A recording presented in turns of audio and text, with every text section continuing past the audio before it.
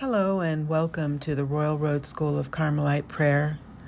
A link to the Praying with Teresa of Avila website has been provided below to enable you to find the notes and the audio of today's presentation, along with the catalog of offerings on this channel.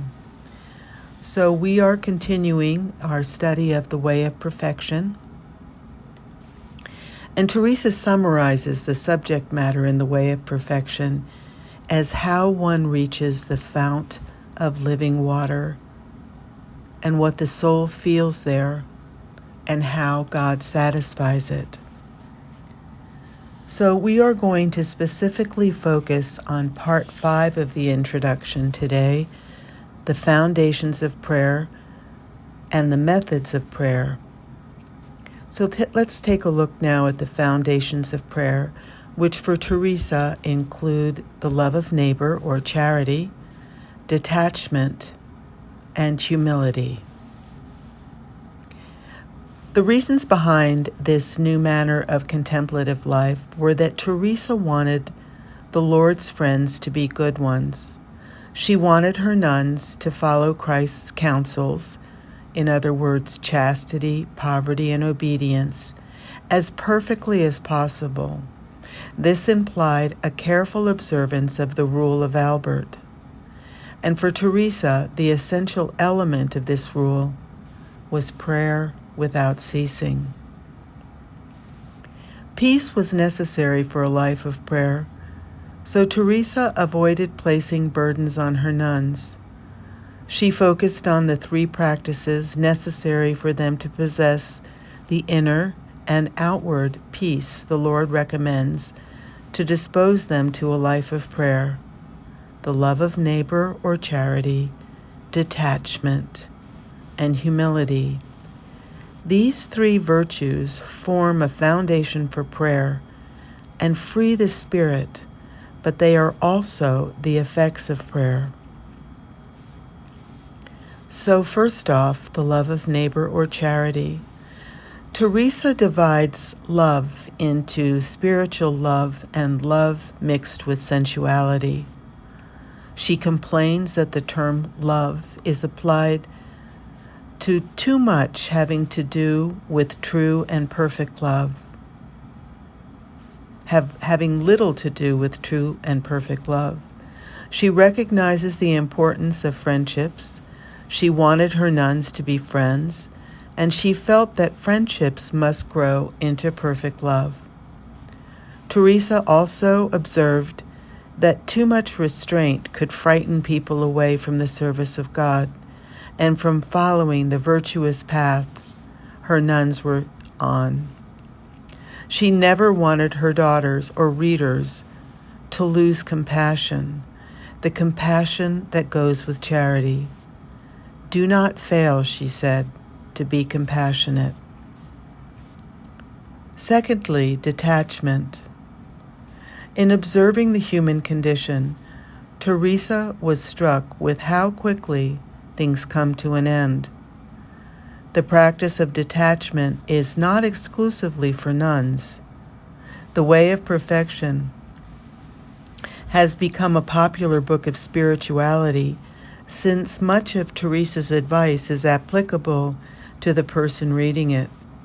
Teresa observes that married people are forced to practice greater self-discipline because of their obligations, and that people living in the world have difficult trials from which nuns are free.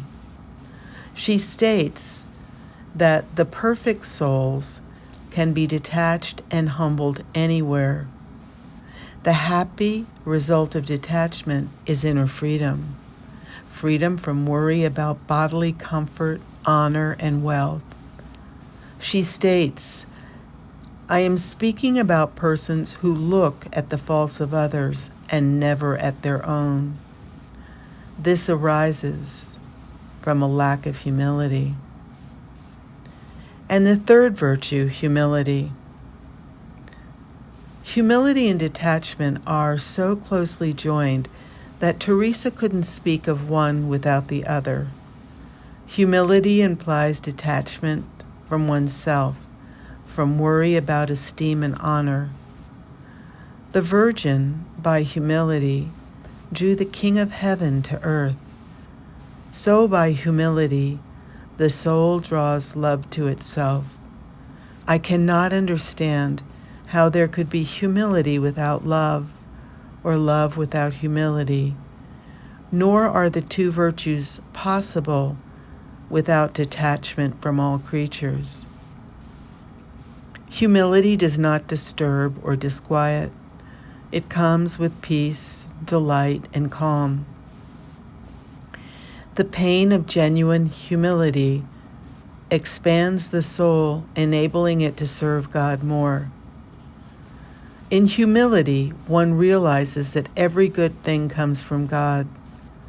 Teresa knew from experience, if one day she felt great detachment from all things, that the next day it could be taken away. And she concludes, "Who will be able to say of himself that he is virtuous or rich? For the very moment when there is a need of virtue, one finds oneself poor." Now let's turn to a method of prayer. It is often asked if Teresa of Avila had a method of prayer which she taught. In her day, discursive or traditional meditation was a popular method of prayer. And though Teresa recommends the Dominican friar Luis de Granada's Book of Prayer and Meditation, in her constitutions she states, "There are so many good books written by able persons for those who have methodical minds and for souls that can concentrate within themselves, that it would be a mistake for you to pay any attention to what I have to say about prayer." She does not intend to write for those who possess these qualities. Her method of prayer is for those minds, like hers, that are like wild horses, versus methodical minds who practice discursive or traditional meditation. To all those who cannot follow the path of discursive meditation, Teresa offers her method. She turns to the Our Father, for vocal prayer does not prevent contemplation. Its recitation must be prayed using the prayer of recollection, or Teresa's way. The soul collects its faculties together and enters within itself to be alone with its God. It is also important to realize the nearness of God. Teresa points out that all the harm comes from not truly understanding that He is near. Not only is He near, but He never takes His eyes off of you. Teresa's method is one of being fully present to God in prayer, as He is fully present to us at all times. We center our attention within, being fully present, looking at, gazing upon. These are the expressions that fit her method. I am not asking you now that you think about Him. I am not asking you to do anything more than look at Him. It is sufficient to make the effort, and for that reason, Teresa calls this prayer of recollection a method. The degree of recollection may vary, and she predicts that in the beginning it may be a little difficult, but soon the gain will be clearly seen. The prayer of recollection, accompanied by vocal prayer, proved to be an excellent method of disposing one for contemplative prayer. The Divine Master comes more quickly to teach it and give it the prayer of quiet. Teresa claims that she never knew what it was to pray with satisfaction until the Lord taught her this method. And she concludes, "Therefore, sisters, out of love for the Lord, get used to praying the Our Father with this recollection, and you will see the benefit before long. This is a manner of praying that the soul gets so quickly used to that it doesn't go astray, nor do the faculties of the soul become restless. Strict adherence to any one formula never became part of Teresa's teachings. Her own spontaneity in prayer is displayed in her writings and includes adoration, petition, praise, offering, and thanksgiving, all forms of prayer. She teaches us to pray by praying herself, but the Our Father is always there to return to. Free from restriction, Teresa valued being present in a variety of ways to the Lord. When joyful, she sought the risen Christ. In times of trial and sadness, she sought the Christ in his passion. Presence to Christ within, as he is shown to us in the different gospel accounts, can be a further important aid to the practice of recollection and of centering one's attention on him. Although risen, he still influences us through his earthly mysteries, by which he draws close to us in a more tangible way. At times during this prayer, the soul will feel a passive quieting and be drawn gradually to a greater silence, or the prayer of quiet. It is the initial stage of contemplation and can occur while praying vocally.